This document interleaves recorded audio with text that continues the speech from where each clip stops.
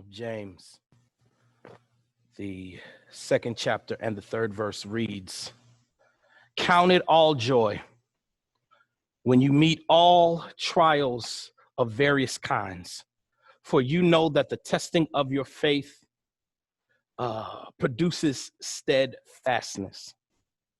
If I were to look from the Good News translation, it says, "My friends, consider yourselves fortunate when all kinds of trials come your way, for you know that when your faith succeeds in facing trials, the result is the ability to endure." Like the Amplified, it says, "Consider it wholly joyful, my brethren, whenever you are enveloped in or encounter trials of any sort or fall into various temptations. Be assured and understand that the trial and proving of your faith bring out endurance, steadfastness, and patience." For a few moments, I want to share with you, these trials are trying me. These trials are trying me. Brother BJ, if you would, go grab some more batteries just in case my pack dies. These trials are trying, they're upstairs, trying me. Brothers and sisters, I can be honest with you all on today and tell you that in your lifetime and in mine, trials are going to come. Nobody is immune to problems or trials. Reverend Norman Vincent Peale tells of a time he was walking down the street in New York City when he ran into an old friend named George. George said, Norman said, "I'm fed up." Said, "I'm fed up." He says, "I have nothing but problems. Problems. I'd give 5,000 right now. Thank you. I'd give 5,000 right now if you could get rid of all of my problems." Norman remunerated for a minute and then replied, "Well, just yesterday, I was in a place where nobody had problems. Would you like to go there?" George pounced on the offer. He says, "Oh, I would absolutely love to go there." Peale said, Good. Tomorrow afternoon, I'll take you to the Westchester Cemetery because the only people who don't have problems are dead. You're going to have trials. Sometimes life could be overtaken by one trial or a bunch of trials. It matters not that you were prayed up, you were worded up, and you shouted up, you were praised up, filled up, or preached up. Everybody has to deal with trials at some point in time. See, trials tend to take a toll on the believer and non based according to the duration of the trial. In other words, sometimes a trial lasts longer than expected. You could also have a bunch of trials that can come upon you in a day, like Job. You can have all your cattle, the people you care about, and all that stuff you could have, and before you know it, it can all be taken away. You can have your loved ones and your livelihood taken from you. Or have a trial seemingly last for a while.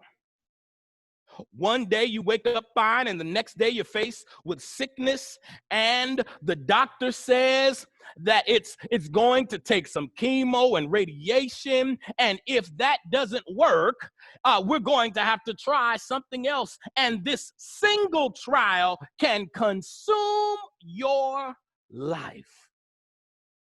Brothers and sisters, these trials, I don't know about y'all, but they can try you.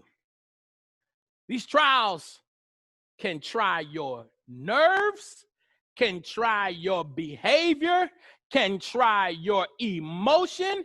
It can pull and drain you of your energy. Trials don't seem fun, and not every trial has a happy ending. But today, brothers and sisters, our text finds its home in the book of James, which is written by two biblical characters whose names happen to be James. Recently, we discussed, not long ago, I had preached a message about patience, but I want to deal today with trials. And I say that because many times our patience runs thin, but I want to talk about trials. And this term trials is the Greek word periasimos, meaning to examine or to put to proof. It is transliterated the word trials or temptations. A theological definition would be an external adversity which provides a testing towards an end. See, this text deals with being tested for toughness. See, an example of this word used to describe the exciting adventure of what happens when a bird tests its wings. See, brothers and sisters, if you remember in the Lord's Prayer, we even say it there. We say, lead us not into temptation. It's the same word, periasimos. But please understand that the passage says something peculiar about the trials. See, it. The good news says, in the version it utilizes, it says all kinds of trials. Amplified says enveloped in or encounter trials of any sort or fall into various trials.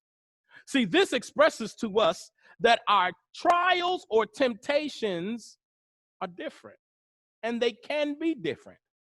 See, the trial I deal with may be different from the trial you deal with. And the trial you deal with may be different than the trial I deal with. The temptation that came your way may be different from the temptation that comes my way. And if the truth be told, we would like to avoid trials as best we can.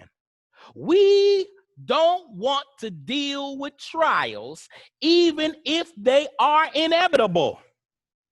We will slam hard on the brakes if we have to in order to avoid the trials.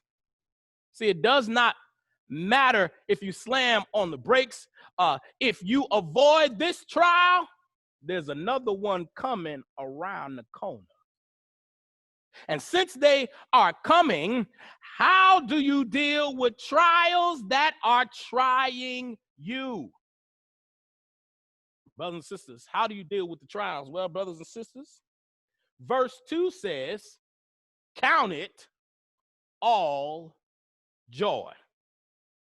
See, James, I want y'all to hear this. James is not telling us to fake it till we make it. He's not telling us to act like we have joy, although we do not. This is more of a spirit of joy.